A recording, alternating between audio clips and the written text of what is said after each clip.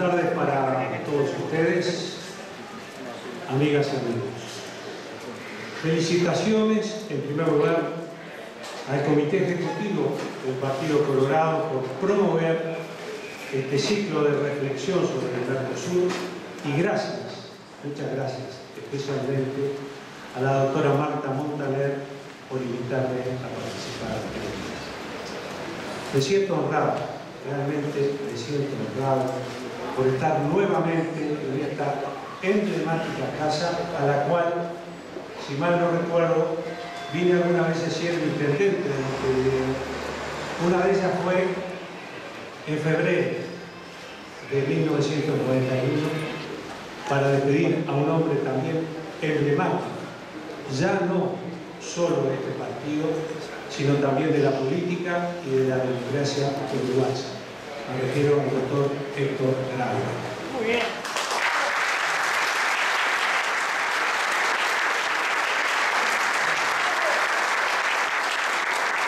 Estuve también por los primeros días de noviembre del año 2005, antes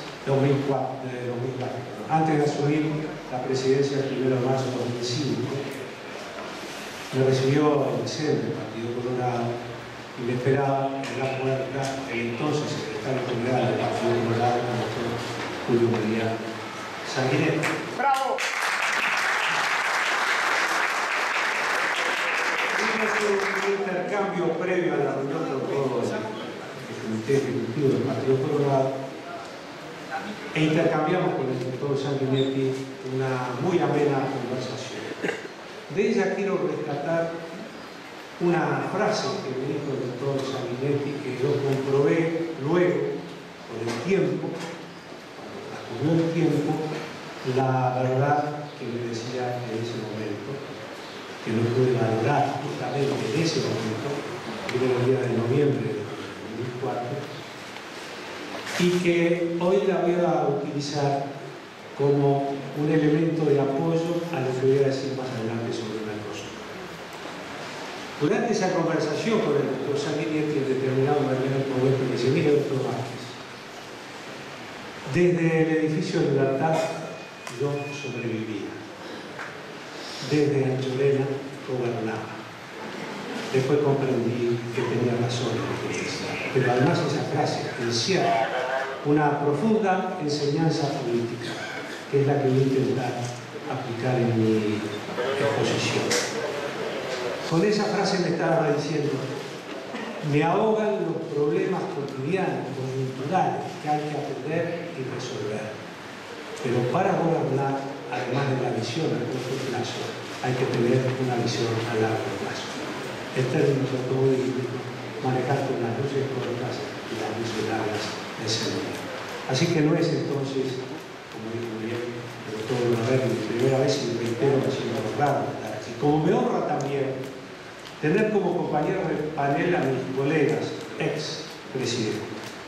Lo cierto, lo realmente cierto, es que no son muchos los países que pueden reunir en torno a un tema y a una mesa a sus expresidentes. El Uruguay es uno de los pocos países que puede hacerlo, y eso no es casualidad ni regalo del cielo, sino que es cultura política construida por diversas generaciones de nuestra sociedad. Una construcción que creo debemos preservar y mejorar, porque la libertad, la democracia y el republicanismo nunca serán perfectos, pero siempre entre todos los podemos perfeccionar. Amigas y amigos, vayamos al tema. ¿Mercosur sí o Mercosur no? Ya que la pregunta es tan directa, vayamos directamente a la pregunta. ¿Mercosur? Para mí, sí. Pero un Mercosur sustancialmente mejor dentro de lo razonablemente posible. Sin ánimo de interferir en las tareas de la competencia de los señores periodistas aquí presentes, le diría que ya tienen el titular de la reflexión. Pero, ¿por qué Mercosur sí, pero un Mercosur sustancialmente mejor dentro de lo razonablemente posible. ¿Por qué? Aunque a menudo es incómodo, creo que siempre es bueno preguntarse por qué. Y en este caso, ese por qué podría sintetizarse en un comentario que hizo el doctor Félix Peña, experto argentino en temas de integración, en ocasión de la cumbre del Mercosur realizada en Ouro Preto en diciembre de 2004, cuando dijo: ni la fiesta esperada, ni la muerte anunciada, ni la maravilla del Mercosur, ni todo lo malo hacia el Mercosur. En efecto, los 20 años del Mercosur no han sido ni un jubileo ni un suplicio. Más bien son un proceso histórico que viene de bastante antes del Tratado Fundacional firmado en marzo de 1991 en Asunción del Paraguay. Para ello pensemos, por ejemplo, en el Acta de Foz de Iguazú, firmada en noviembre de 1985 por los entonces presidentes José Sarney y Raúl Alfonsín, 1985. Con ese objetivo se creó a fines de ese año, 1985, una comisión mixta de alto nivel, presidida por los respectivos ministros de Relaciones Exteriores, al tiempo que se firmaron documentos de gran relevancia, yo diría simbólica, como la Declaración Conjunta sobre Política Mundial. Luego, en 1986, Brasil y Argentina dieron un paso más con la firma del Acta para la Integración, que puso fin a un siglo de competencias, por no decir rivalidad, entre ambos países y estableció el Programa de Integración y Cooperación Económica, el PICE. Y aquí está precisamente el doctor Julio María Sanguinetti, que puede dar cuenta de un lujo de detalle, pues por entonces desempeñaba la presidencia de nuestra República. El éxito que tuvo el Programa de Integración y Cooperación Económica entre Brasil y Argentina promovió que los otros países de la región comenzaran también a desplegar su proactividad integracionista y bilateral. Para Uruguay, en aquel momento, quedar al margen del acuerdo argentino-brasileño significaba la caída de sus acuerdos comerciales preferenciales, como el CAUCE o el IPEC, por lo que el país tuvo que acoplarse a estos movimientos para no quedar fuera del proyecto de integración regional iniciado por sus gigantescos vecinos.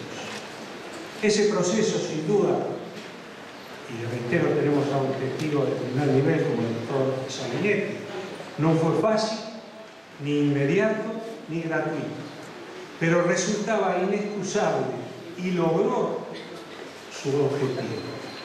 Y si lo que se logró no fue más y mejor en términos de multilateralismo, debe señalarse que también pesó en ello el bilateralismo en el que se encerraron Argentina y Brasil.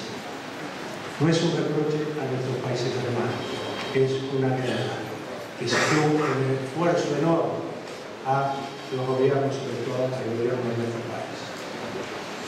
Esta suerte de Mercosur previo al Tratado de Asunción de 1991 languideció cuando los presidentes Alfonsín y Sarney fueron sucedidos por Menem y Collor de Mello. El Acta de Buenos Aires, firmada en julio de 1990 por los nuevos presidentes de Argentina y Brasil, da cuenta de ese talante marcadamente comercial que inscribieron al proceso de integración. En aquellos días, yo andaba bastante absorbido por el impulso de la descentralización municipal, oportunidad en la que visité a la bancada de líder del Partido Colorado para hablar del tema de descentralización y también a los líderes del Partido Nacional.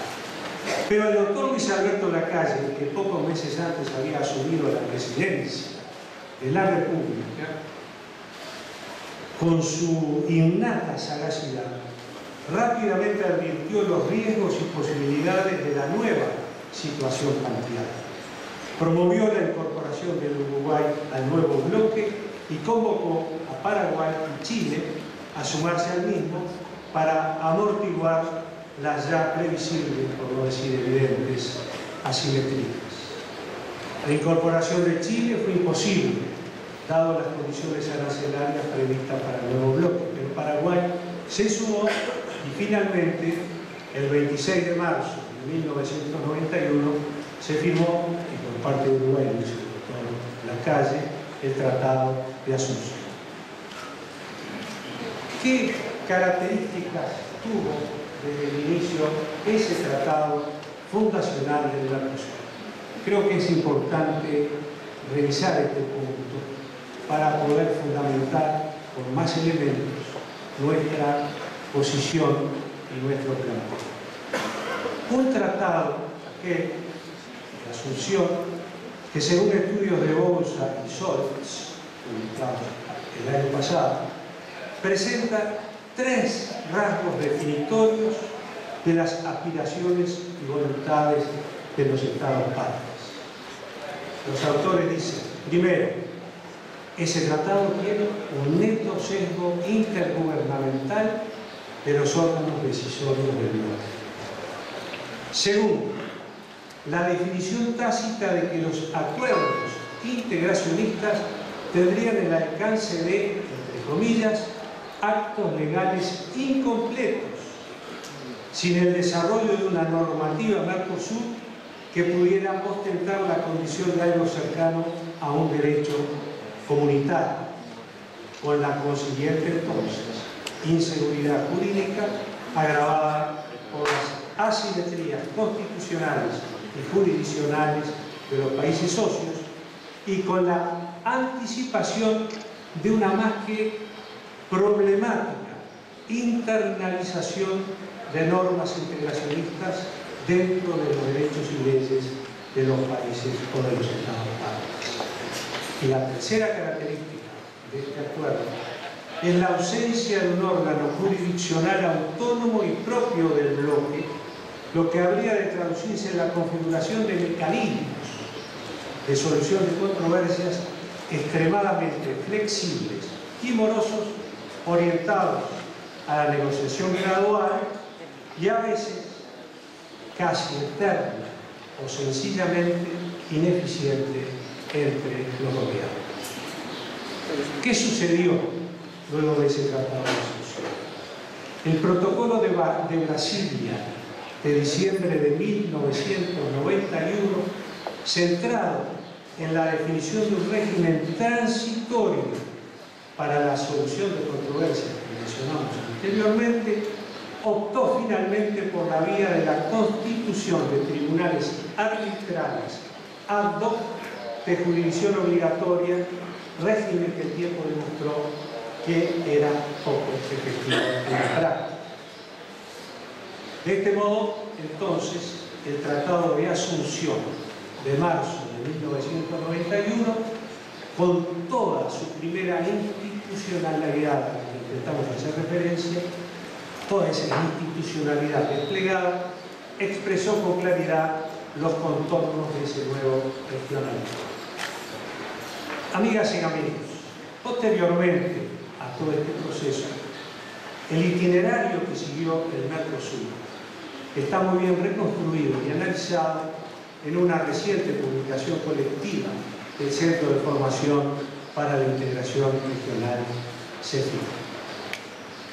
Bien, ante ese proceso dinámico, cambiante, azoroso, con problemas hoy en día aún no resueltos, que es necesario, por cierto, tener en cuenta, y pese a todo eso, afirmamos Mercosur sí y agregamos, pero un Mercosur sustancialmente mejor dentro de lo razonablemente posible para obtener por parte de un país que es un país pequeño en ese contexto de integración.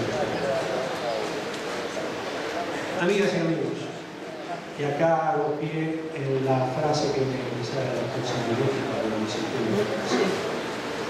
En tal sentido asumimos que estamos en peligro, pues en estos tiempos de vínculos líquidos, de cultura del instantáneo, y del presente continuo y permanente son inexorablemente tiempos de crisis de futuro, a la que no es ajena la política, donde son evidentes las dificultades, cuando no la resistencia, y pese a todo eso creo que debemos hacer un esfuerzo para pensar estrategia, no solo en el corto plazo, en lo inmediato, sino también pensar en el futuro estratégico, proyectar hacia el futuro.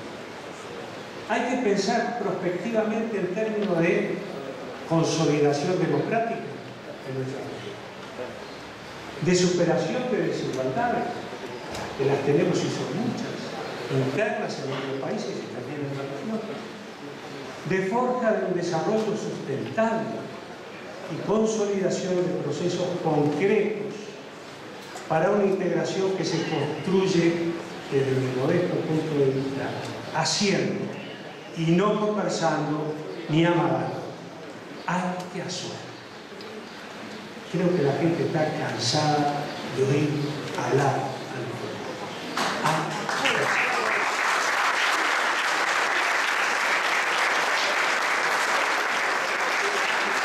Esto en primer lugar. En segundo término, hay que saldar asuntos pendientes desde hace largo tiempo en la agenda del Mercosur. Hay que saldar esos asuntos pendientes. No podemos seguir tirándolo permanentemente para adelante. Hay que encontrarle solución. Asumamos que algunos de ellos pueden ser, aún hoy, un tanto ambiciosos. Pero asumamos también que otros no eran tan ambiciosos y continúan igualmente pendientes. Tal vez porque como consecuencia de diversos factores, los Estados partes comenzaron a encerrarse en sí mismos, desatendiendo en los hechos lo que se promete cumbre tras cumbre del Mercosur. Más y mejor institucionalidad en el Mercosur. Mecanismos más ágiles para la internación de la normativa comunitaria en la legislación doméstica de cada país. Consolidación de instancias y mecanismos para la solución de controversias. Incorporar a la agenda de negociaciones temas tales como servicios, inversiones, propiedad intelectual, regreso de Paraguay. ¿Perdón? Que regrese Paraguay.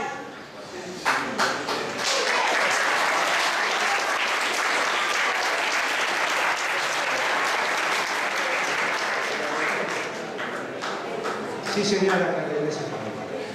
Y que salga Venezuela hasta que unánimemente todos respeten la norma del Mercosur, doctor Vázquez. Eso sería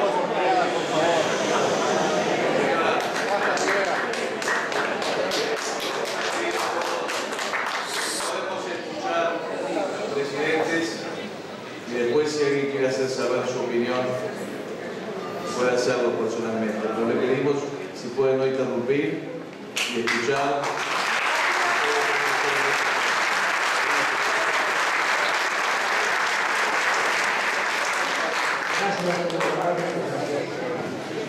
Que regrese Paraguay, que ingrese Venezuela, que ingrese México, que ingrese Pacto Andino, integremos una América del Sur, en principio, una americana después, hermanando a nuestros países en busca de soluciones concretas que hagan mejor la calidad de vida de todos los latinoamericanos. Decía que quedaban temas pendientes, coordinación de políticas de competencia, acuerdos de complementariedad, acuerdos con otros bloques regionales y tendríamos, por supuesto, una larguísima agenda para plantear. No es que no se haya hecho nada, es que hay mucho por hacer y creo que se puede hacer. No es que todo sea fácil, por cierto, si no estaría hecho, pero no todo es tan difícil. Un caso concreto.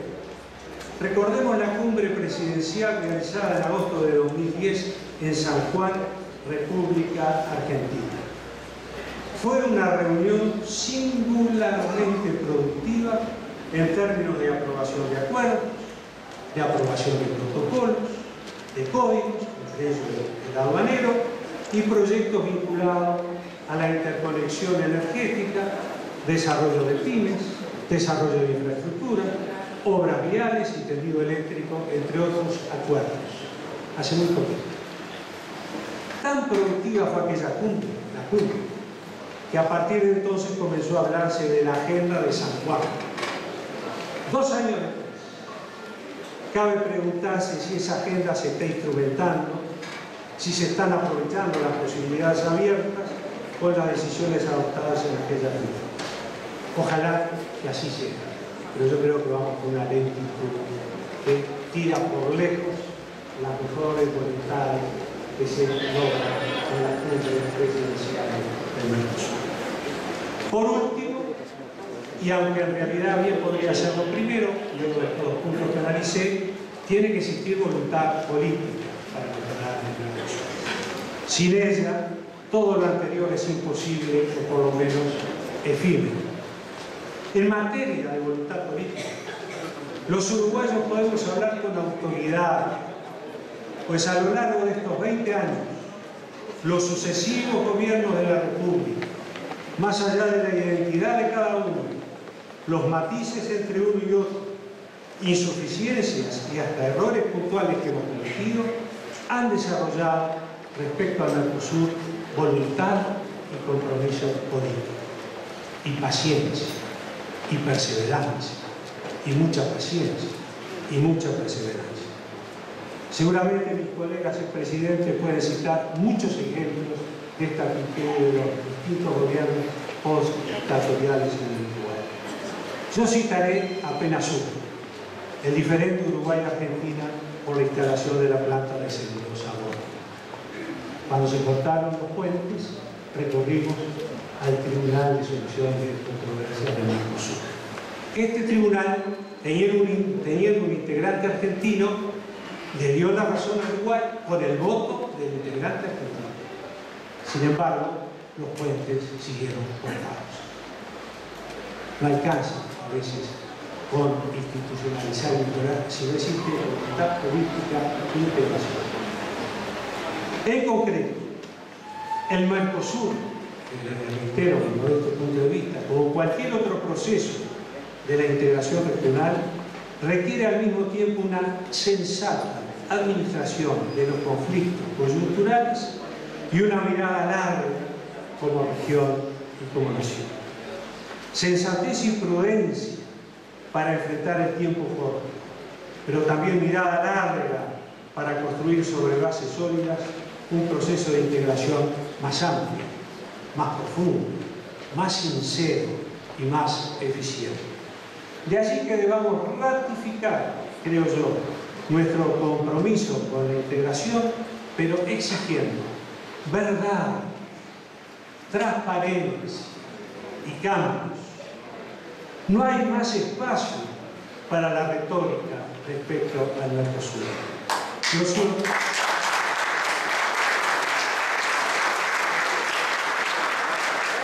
Los ciudadanos nos exigen otras respuestas y tienen razón, porque para ellos la verdad no es lo que les contamos o prometemos, sino lo que viven cotidianamente.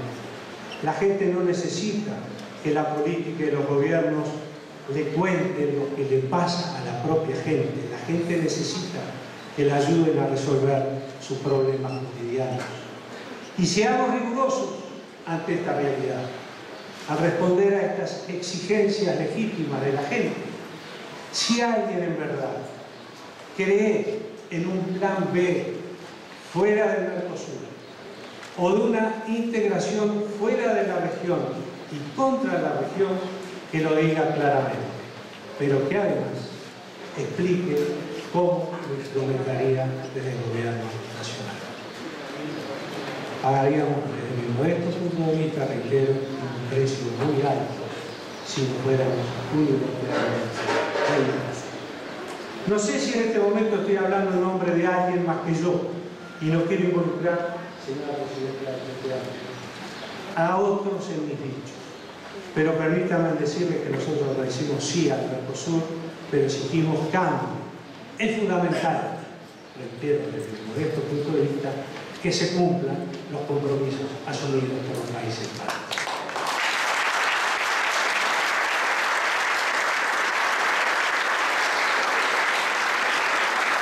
Amigas y amigos, no quiero terminar esta reflexión sin traer y compartir con ustedes muy brevemente un aspecto de esa mirada larga como nación en esta región.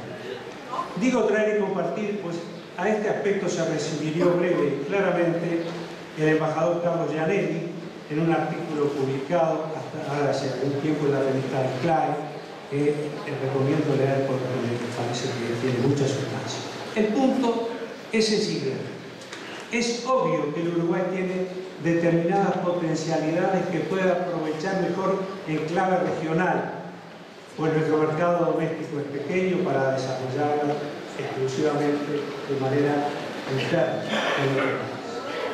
Por eso es de vital importancia considerar el tipo de organización productiva que en función de su participación en un espacio mayor le conviene impulsar. Porque si nos vamos a Mercosur, ¿a dónde vamos? Si lo que le vendemos a Argentina o irnos al Mercosur con ciertos niveles preferenciales comerciales, no se lo vendemos a Argentina, ¿dónde lo vendemos? ¿Qué diferencia hay de costo de fletes entre llevar nuestros productos a los países de la región a llevarlos a otras partes del mundo? ¿Qué capacidad productiva tenemos para atender mercados exigentes y amplios en otras partes del mundo? Creo que el Uruguay tiene que pensar hacia el futuro en una especialización productiva de calidad para poder salir a competir en los países del mundo con posibilidades mayores. De manera entonces de evitar ser absorbidos por las estructuras productivas más poderosas de los países vecinos. Hay muchos casos de especialización productiva que tienen como referencia a los mercados externos más que nacionales, pero en realidad se podrán lograr grados importantes de inserción en la medida que se desarrollen productos con mayor valor agregado y con más posibilidades de posicionarse mejor en el mercado regional. No olvidar que en todo esquema regional hay una base de cooperación y de complementación, pero también hay una base de competencia. Y para el Uruguay, previo a su nacimiento, desde aquel 1815, en el que se dictó el Reglamento de Comercio, la integración siempre quiso decir, y hoy quiere decir ampliación efectiva de mercados, pero también complementación productiva para agregar valor agregado a nuestro rubro de exportación. Es desde allí que contraemos la ruta del desarrollo, tanto para Uruguay como para el Mercosur. Si no entendemos eso, y si no actuamos en consecuencia, el Mercosur seguirá siendo, en el mejor de los casos, simplemente lo que hoy es. Con quejarnos nada ganamos, con irnos menos, entre otras razones porque no tenemos a dónde irnos y porque no tenemos salida en solitario. Hoy es muy difícil, por no decir casi imposible, crecer en soledad, y mucho menos en el contexto internacional actual y en la América Latina de hoy. Pedir lo imposible es otra forma de sembrar frustraciones. La opción, disculpen la insistencia, es trabajar por un Mercosur razonablemente mejor dentro del posible. Y creo que vale la pena. Muchas gracias.